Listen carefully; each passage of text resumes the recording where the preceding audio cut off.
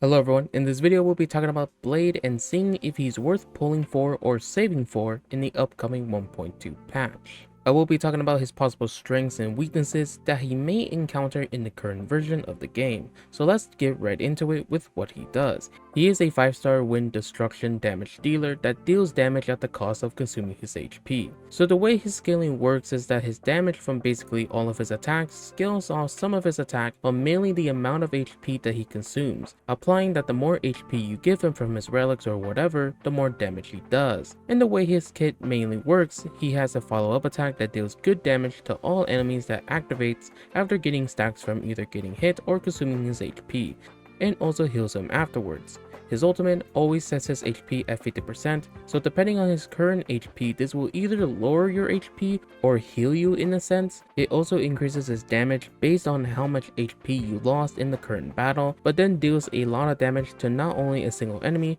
but some to other enemies, so it's important to know which one you want to target. And then the skill you are going to be using the most, which is the combo of his skill and enhanced basic attack. Every time you use skill, you consume HP and enter a stance called Hellscape. When this stance is active, you can't use it again until it's gone. This then enhances your basic attack to Forest of Swords, to then deal a lot more damage not only to a single enemy, but also some to adjacent enemies, and consume some of your HP every time you attack. Pretty nice, yeah? However, we start to see some of his weaknesses. First one I know people are going to look at first is his skill point issue. The way his skill works in regards to skill point consumption, you use one to activate Hellscape, that locks you into using his enhanced basic attack or ultimate if you have it, but every time you use Force of Swords, it doesn't regenerate skill points at all. On top of that, when using skill to activate the stance, it doesn't regenerate energy, only from his other skills like basic attack, follow-up attack, or ultimate, so he could possibly have some energy issues as well. So people might be cautious in using him or wanting to pull him because not only will it affect your team comp, but also how you were to build him. A good thing is that a lot of the good supports we know are still good to run with him. Some people might not like him consuming his health for more damage because it could put him in risky situations.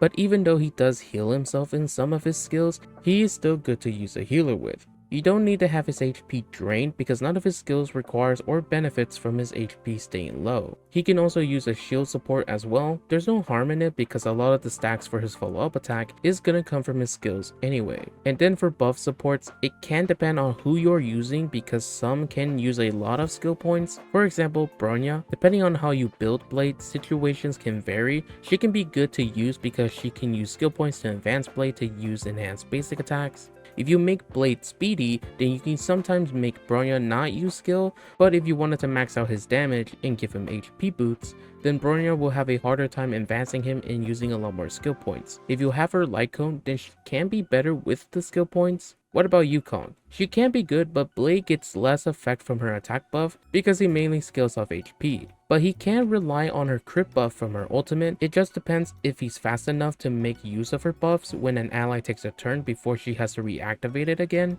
Asta can work, but again her attack buff isn't that effective for him, but the speed boost is nice. But the support I think can be really good for him is obviously Ting Yen. Her skill attack buff is again less effective, but doesn't really rely as much on skill point usage, and she can not only help Blade regen his ult, but also increase his damage for 2 turns, which is probably the best compared to the other supports. Either way, a lot of the supports are still great to use, just some situations vary. And then builds for Blade. Depending on what you are looking for, there are a couple of sets for him. The wind set is nice because of the advanced forwardness you get from using ult. If you're looking for consistent damage, then the new 1.2 set Longevious Disciple set is nice because of the crit rate. Or a mix of 2-piece damage and HP is also good as well, which is what I will be doing because the effect from both sets aren't that massive unless you want crit rate from the new set. But what about stats? He mainly wants HP percentage, which is easier to get than other stats for his link rope and some substats. He also wants crit stats with speed. Typically, you always want to go for speed boots to make him faster and consistent to use, but if you want to make him stronger, you can give him HP boots, but he will only feel good to use if you have the proper supports to boost him, like Bronya to make him take turns. And then for light cones, there aren't that many that are good for him because a lot of them increase attack, except for Secret Vote, which can be good to use for him unless you're going for his light cone, but other than that, he doesn't have that much options. So in the end, is he a good character to pull for? The easy answer is to always pull for your favorite characters,